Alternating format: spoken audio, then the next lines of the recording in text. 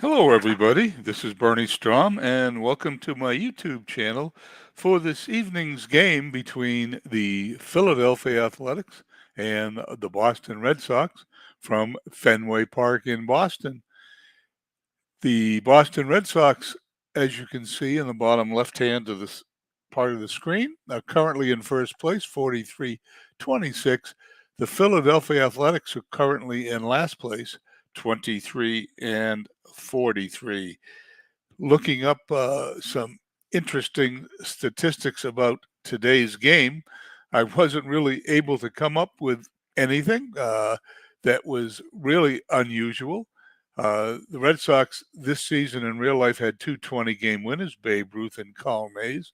We all know what Babe Ruth is famous for, and Carl Mays, unfortunately, is famous for the pitcher who killed shortstop Chapman with a pitch a few years later. The Red Sox are in the midst of their best stretch as a baseball team, the 1910s, in which they were actually the powerhouse team in baseball. They're coming off world championships in 15 and 16, and in 17 in real life they finished in second place. And the reason I'm playing the game, of course, is to see if we can make it three in a row. So let's go down and play the game.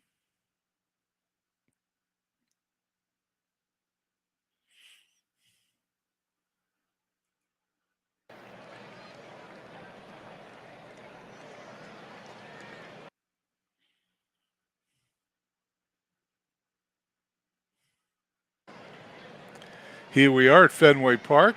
If you notice, if this is the first time you've seen this broadcast, we started this year to broadcast in black and white because it is 1917 and I want to give it an old world flavor for our broadcasts. Anyway, Philadelphia Athletics, their lineup today will have Witt at shortstop batting first, Strunk in center batting second, Bodie in left batting third, Bates hitting cleanup at third base, McGinnis at first base batting fifth, Shang, the catcher, batting sixth, Johnson batting seventh in right field, Dugan at second batting eighth, and Bush, the pitcher, batting ninth.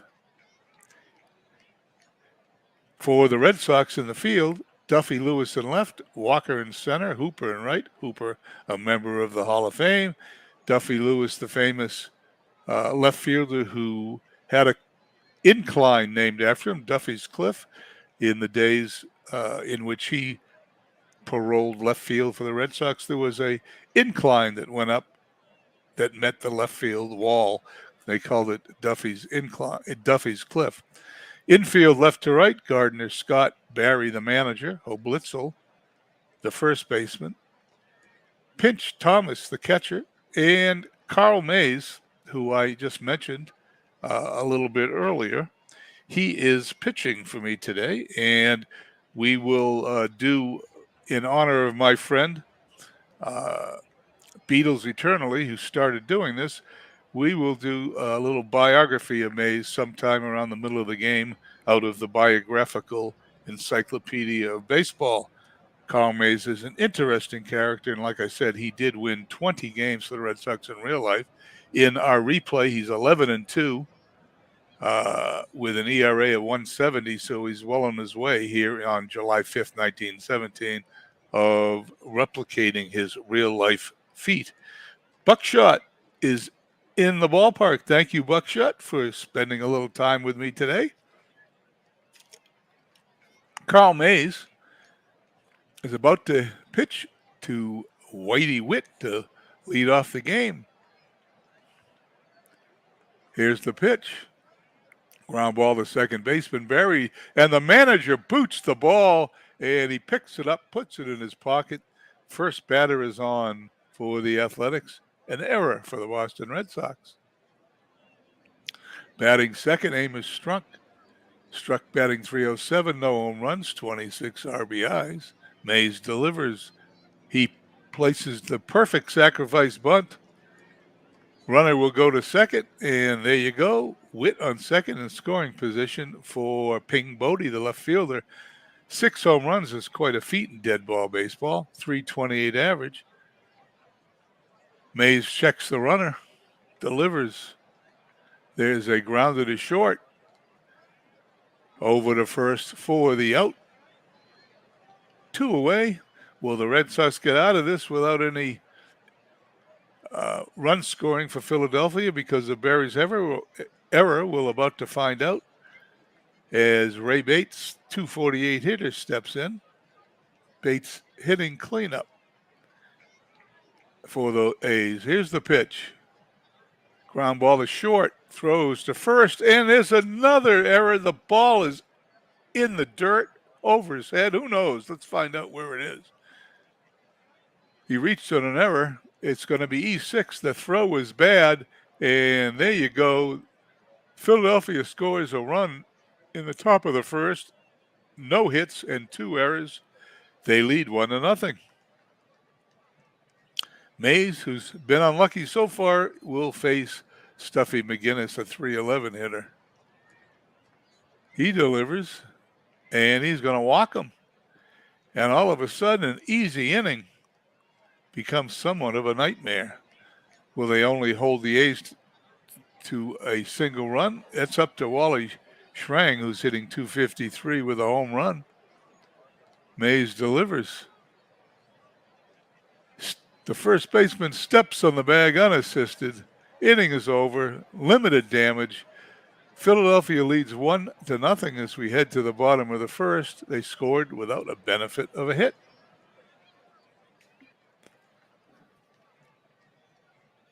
For the Red Sox, as I take a sip of water here, it's like 108 degrees here in Las Vegas. We're about to have a record heat this week in Las Vegas, Nevada.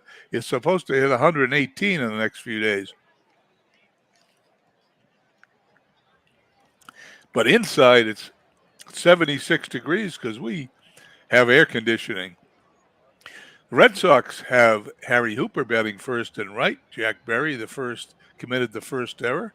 At second, batting second. Dick Blitzel at first, batting third. Larry Gardner at third, batting cleanup. Duffy Lewis hitting fifth and left. In center field, Walker batting sixth. Everett Scott, the shortstop, who also made an error, allowed the run to score. Hitting seventh, Pinch Thomas, the catcher, eighth, and Carl Mays, the pitcher, batting ninth. Joe Bush, 5-8 for the Athletics, 4.13 ERA, will deliver his first pitch. Ground ball to second. Over to first, 1 up, 1 down.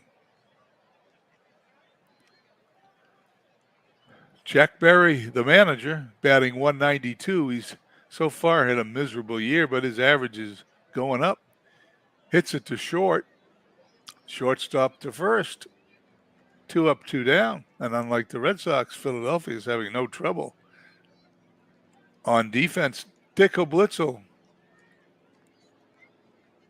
Blitzel, 1 home run, 317 average. Bush delivers. And hits a ground ball up the middle. It's through into center field for a base hit. And the ice is broken. The Red Sox have a runner on first.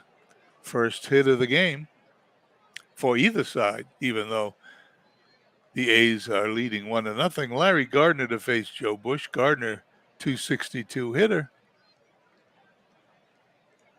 There goes the runner. Here's the throw. Head first slide into second base.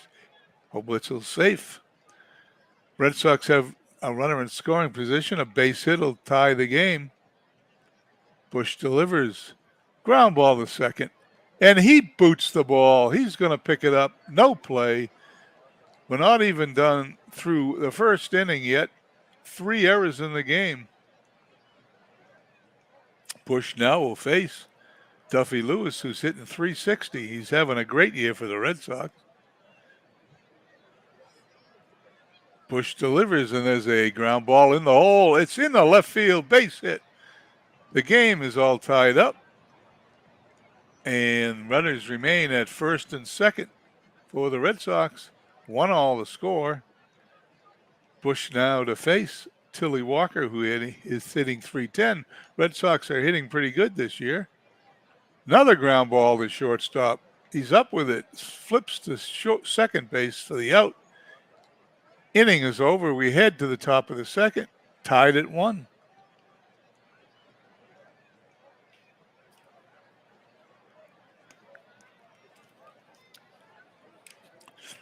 I've got my Red Sox 17 season replay back on track.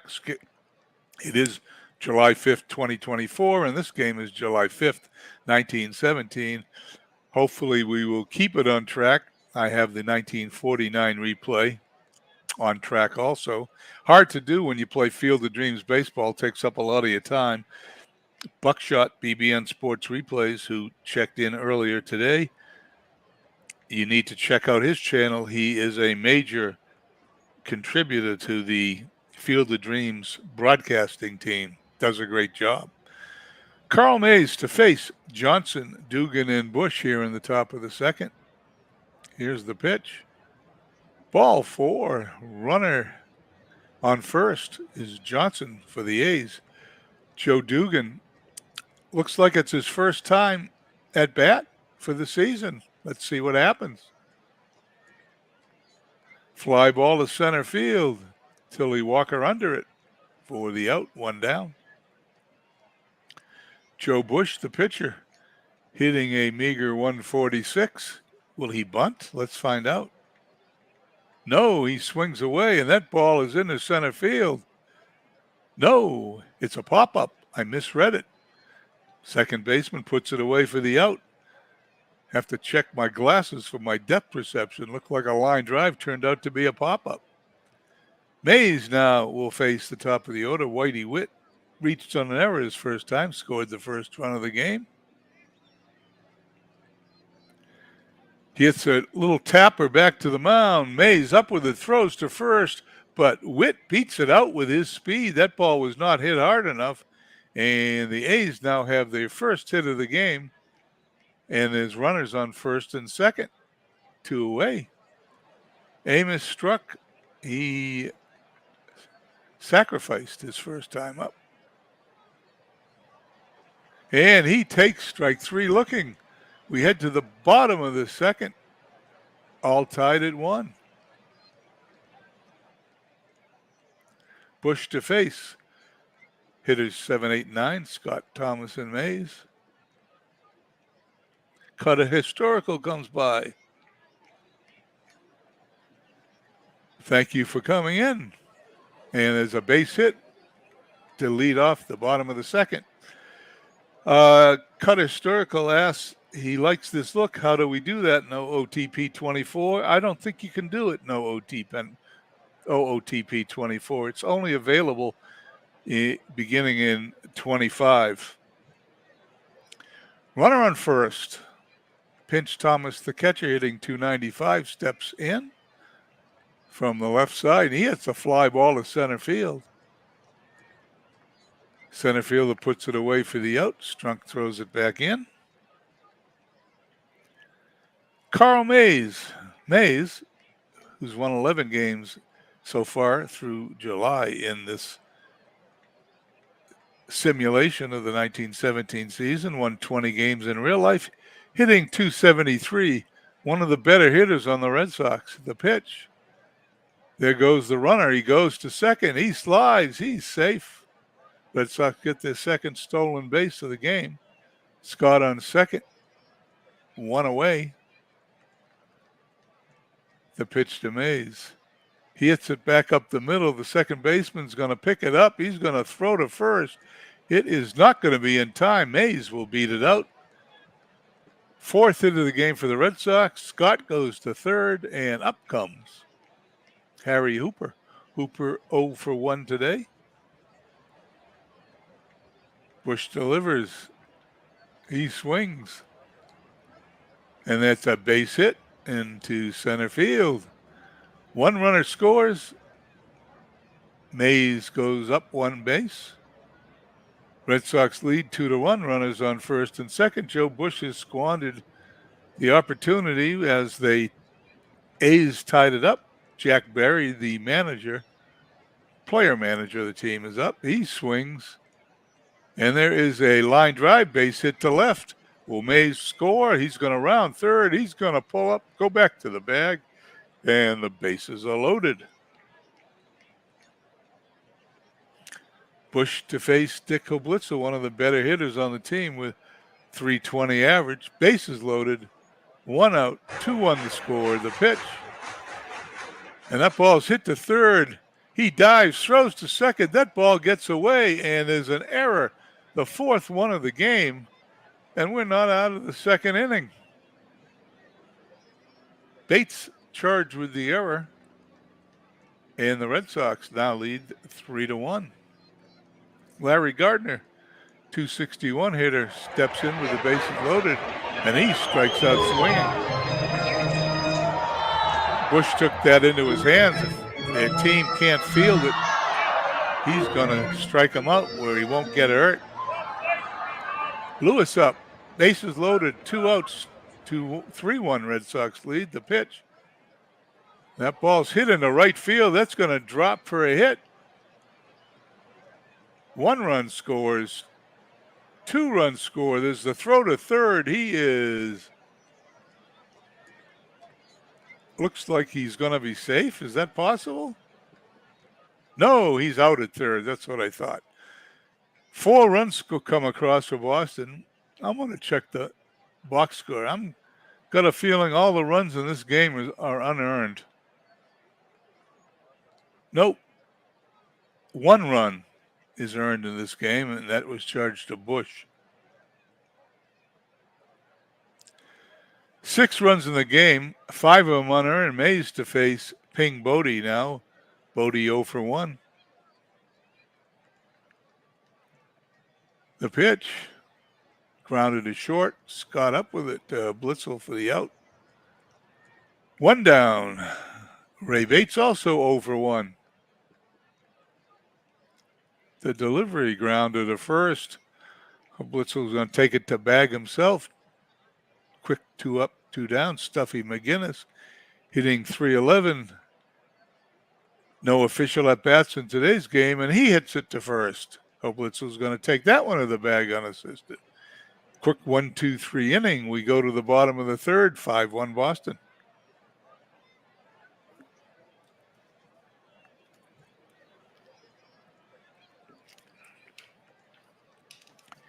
Let's check the weather and the attendance here at Fenway Park. Attendance at Fenway Park today, 6,128. Partly cloudy, 71 degrees. Wind out to center field, 13 miles per hour. Bush to face. Hitters 6, 7, and 8. Walker, Scott, and Thomas. The 3-2 pitch, ball 4. Red Sox start the bottom of the third with a leadoff runner on first for Everett Scott. 1 for 1 today. The pitch. There goes the runner. Here comes the throw. Tilly Walker steals second. Third steal for the Red Sox. I'm guessing Schrang doesn't have much of an arm, since every time the Red Sox get on, they head for second. The pitch. Grounded to third. Looks the runner back, throws to first, gets him 1 away. Walker has to hold. Pinch Thomas 0 for 1, runner on second. The delivery, and there is a fly ball to left field.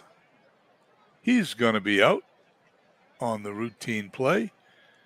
And Carl Mays, who will be the biographical subject of today's game here in a couple more innings, steps to the plate. The pitcher hitting .273, I believe. It's a base hit in the right field. The runner rounds third. He's going to come home and score. The throw is too late. The Red Sox lead 6-1, and it's getting to be a laugher here at Fenway Park. In dead ball baseball, hard to overcome a 6-1 lead for the Red Sox. Top of the order, the pitch. Grounded to third, across the diamond. The inning is over. We head to the top of the fourth, 6-1 Boston. Schrang, who has not had any luck throwing out base runners today, he's hitting .251, 0 for 1 on the day. Mays delivers. And that ball's hit on the ground right back to the pitcher, who picks it up, throws to first. He is going to be out. Mays now to face Bill Johnson, the .222 hitter.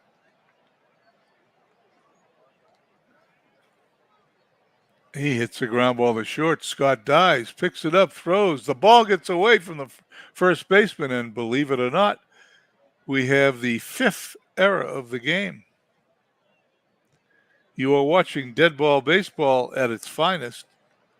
Bunts, errors, stolen bases. Not too many home runs. Here's the left field wall here at Fenway Park. Fenway Park opened in 1912, and this left field wall today, over 100 years later, is known as an easy target for right-handed batters to put the ball out of the ballpark by hitting routine fly balls to left field. But that wasn't the case 100 years ago. The park opened in 1912, and it took 20 years, 1932, before the first home run was hit over the left field wall. Dugan up the pitch, pops it up. First baseman's under it, puts it away for the out. 2 outs. Johnson still at first. Joe Bush, the pitcher, to face Carl Mays.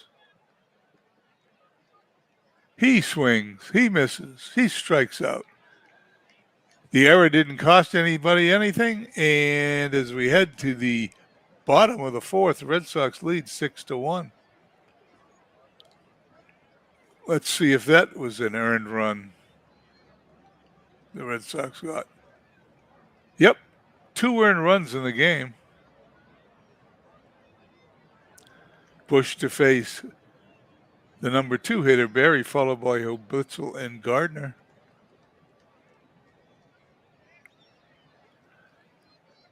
Line drive, base hit in the left center field, just over the shortstop's outreached glove. And the Red Sox begin the inning with a base hit. Boston is off to a hot start here in 1917, hoping I can reverse the second place finish. In all the replays I've done, I've only done that once, and that was last season with the 67 Red Sox.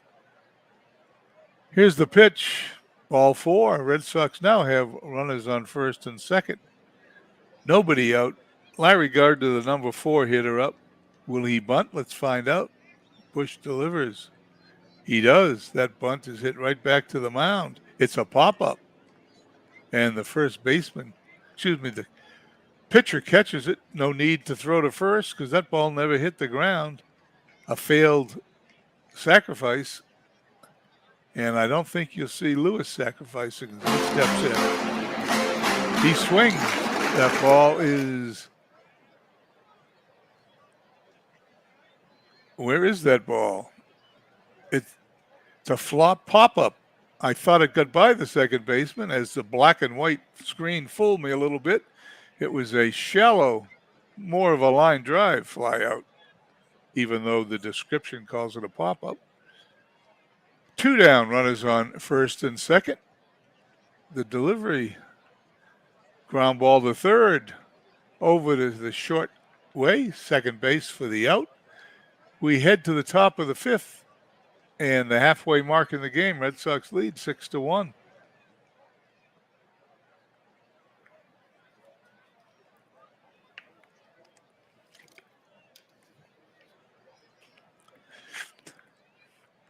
Here we go. Top of the 5th, top of the order for the Athletics with Struck and Bodie.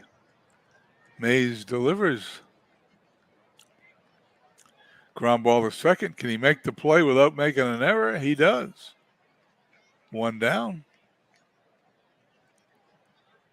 Ground ball to the first baseman. Blitzel up with it. Steps in the bag. And there's 2 down as Struck is out. Ping Bodie 0 for 2 today. Mays delivers. Grounded to third. Gardner to first. Well, a flawless inning for the Red Sox. We head to the bottom of the fifth, 6-1, Boston.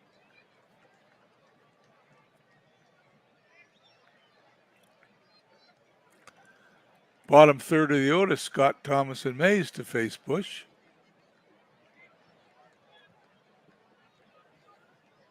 The pitch. He swings and misses. Strike three. Bush now to face Thomas. 0 for 2 today. The delivery, ground ball, and it is past the first baseman. It's a base hit into right field. Red Sox have a runner on first base. One away for the pitcher, Carl Mays. I don't think he'll be bunting. He's a 304 hitter. There goes the runner. Here's the throw. He is safe, and that is the fourth stolen base of the day for the Red Sox. Mays now has a runner in scoring position. The pitch gets away from the catcher. It's a wild pitch. Thomas is going to third. And the seventh run for the Red Sox, 90 feet away. Mays steps back in. The delivery by Bush, and he strikes him out looking. 2 down, runner remains at third. Harry Hooper, who's 1 for 3 on the day, steps into the batter's box. He swings. That is a fly ball to center field. It's going to be caught for the out. The inning's going to end with no runs. At the end of 5, it's 6 runs, 10 hits, 3 errors for Boston, 1 run, 1 hit, 2 errors for the A's.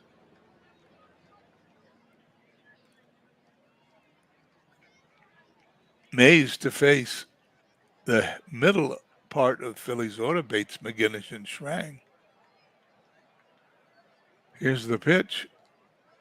Pop up high in the air into shallow right field. Second baseman has it for the out.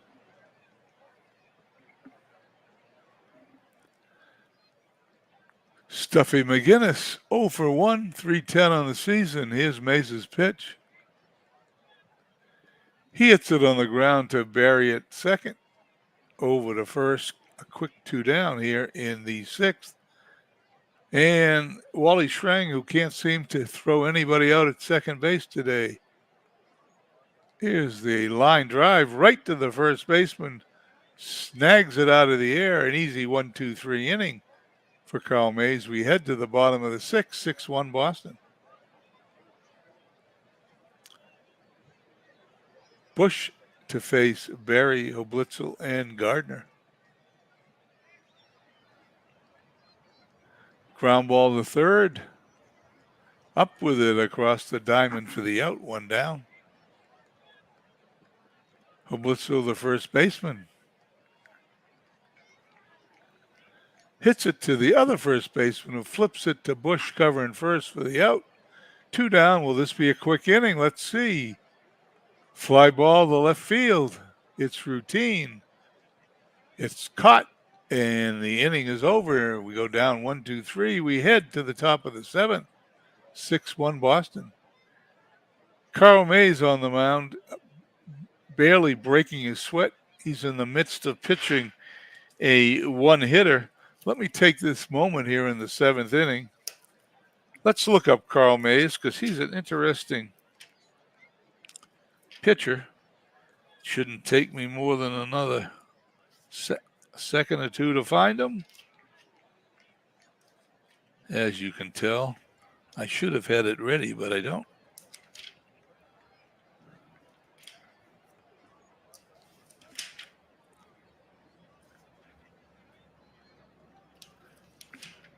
The biographical encyclopedia, for some reason, does not list Carl Mays. I am stunned he's not in there. So we'll save it for the next half inning. We will get his information from another source because I do find him interesting, and he's somebody that we all should know about. He's a big part of baseball history. We will get it up here. Okay, here it is. Let me do it now rather than to go to another half inning. Carl Mays was born November 12th, 1891. He was an American baseball pitch player who pitched for 15 seasons in Major League Baseball. During his career, he won 200 games, over 200 games, 27 in 1921 alone, and was a member of 4 World Series championship teams.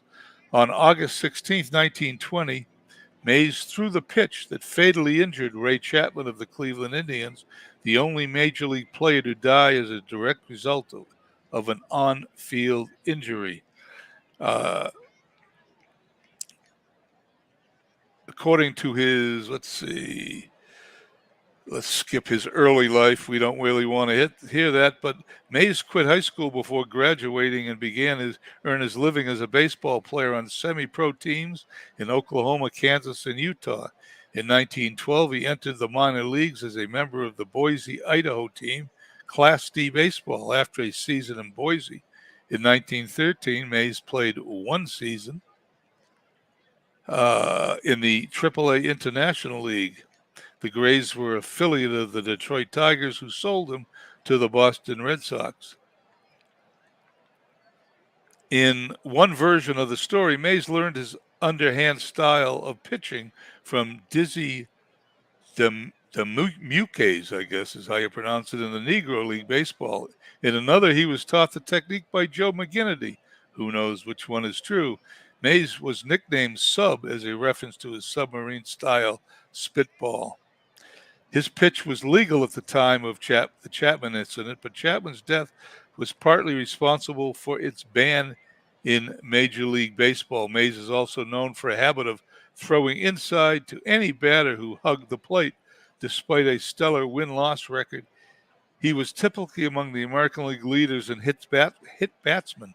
Mays was also regarded as an exceptional fielder and was capable enough with the bat that he was often used as a pinch hitter. There's a lot more about his history here, but I'm going to just skip to just one particular fact. In 1914 in the minor leagues, he pitched a 20-inning complete game.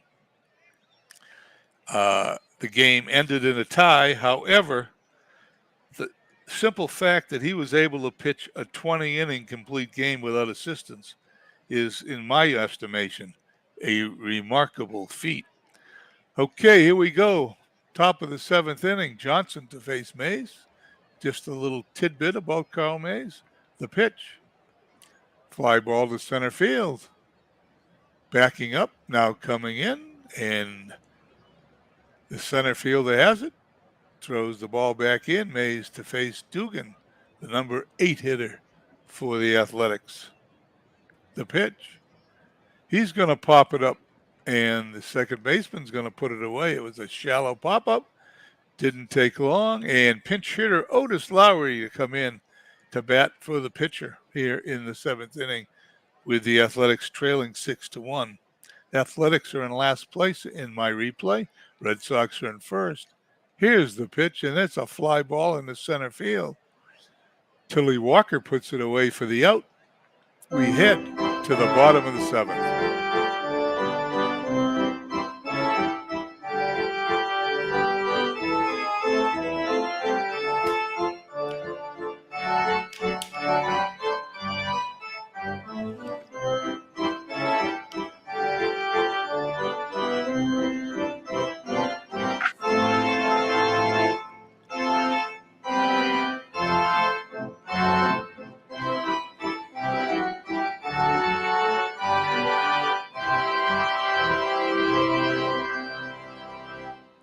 Okay, here we go. In the bottom of the 7th, the Red Sox will send up Lewis, Walker, and Scott to face the new pitcher, Win Noyes. What a great first name for a pitcher, Win.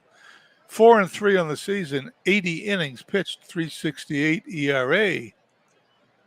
Noyes delivers his first pitch, and there's a ground ball to third. Over across the diamond for the out. Bates with it. Perfect play, and Tilly Walker stepping in 0 for 2 today. Walker swings, and it's a line drive in the right field. That will fall for a base hit. And the Red Sox get their 11th hit of the game. There's no shortage of hits for the Red Sox today. 11. Philly has 1. Everett Scott, who I mention every time, but we have different listeners, so we don't know who's here or who isn't. Everett Scott, the holder of the consecutive games played record in the Major League Baseball before it was broken by none other than Lou Gehrig. The pitch, the runner goes, the throw's down. He is going to be safe. Tilly Walker gets a stolen base, and once again, Schrang does not throw out a runner. The pitch to Scott. That ball gets away from the catcher. It's a pass ball. We've had everything in this game. Wild pitch, pass ball, 5 errors. Runner goes to third. Scott up, 1 out, runner on third. The pitch. And there's a ground ball to short. Over to first for the out, but it doesn't stop the 7th run from scoring, and the Red Sox now lead 7-1.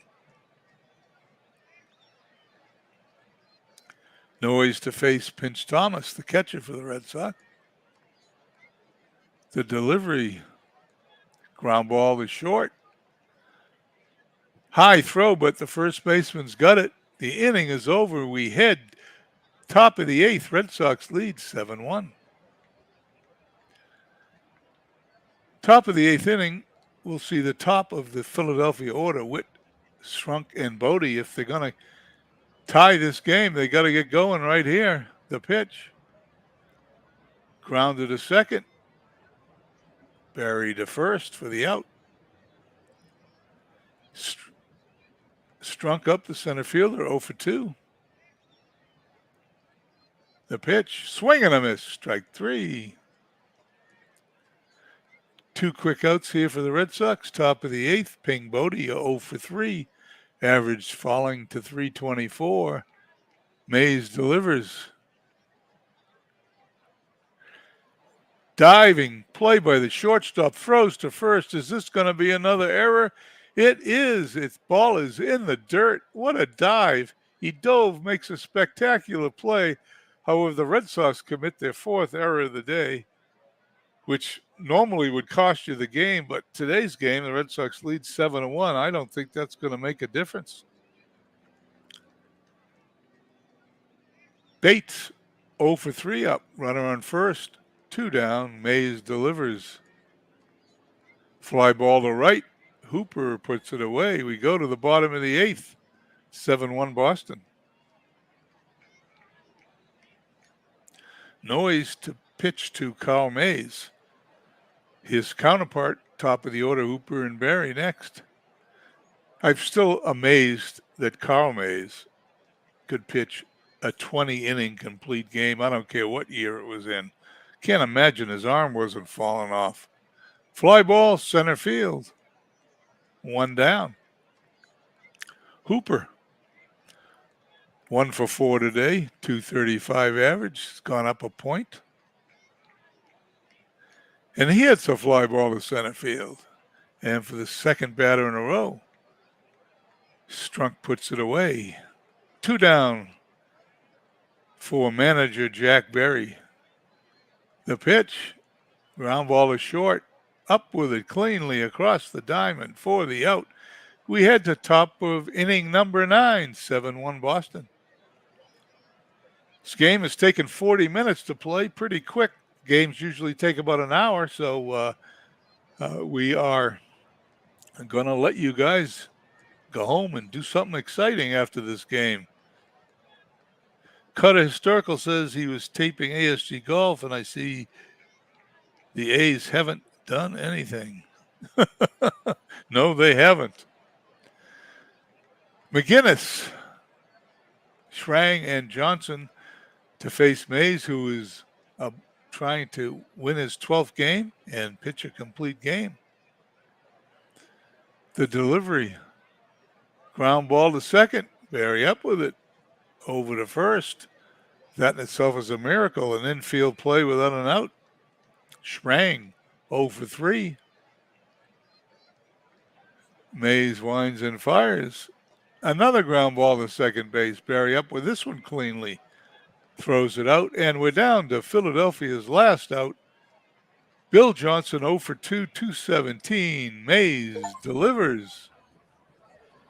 And another ground ball to second. He handled all three this inning. He is out. The ball game is over. The Red Sox win 7 runs, 11 hits, 4 errors for Boston. 1 hit, 1 run, and 2 errors for the A's. Red Sox congratulate the winning pitcher. Let's go and view the box score. Mays, Red Sox dispatch Philadelphia 7-1. Red Sox go to 4-4 and 44-26. Philly falls to 23-44. The first place Boston Red Sox took on the Philadelphia Athletics in front of a spirited crowd. Boston pitcher Carl Mays did his part by helping his team defeat the A's 7-1. The opposition could never get too much going against the right-hander. The AL leading Red Sox have a record of 44-26.